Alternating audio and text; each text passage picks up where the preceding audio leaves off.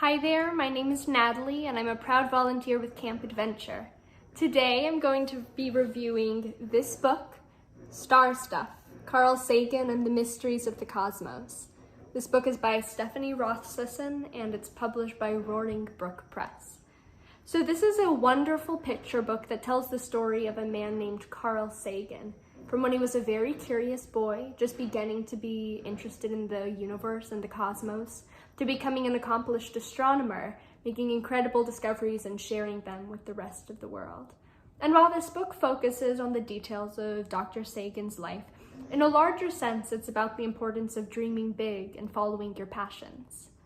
Personally, I really enjoyed this book. It's a quick, easy read with a lot of beautiful illustrations.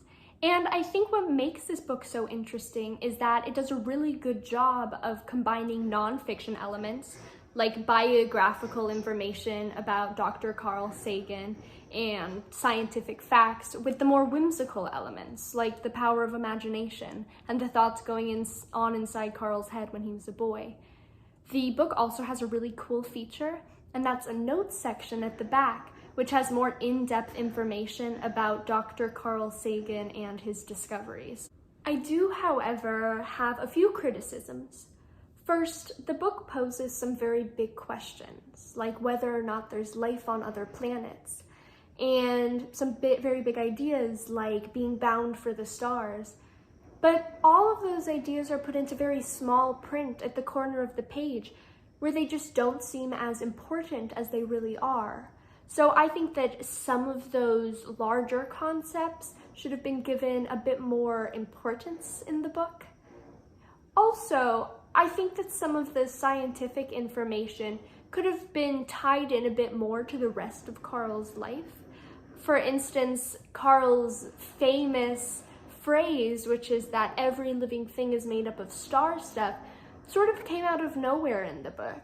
There wasn't a lot of tie-in to where that idea came from, and I think that the book could benefit a lot from that. Regardless, it's still a very interesting read.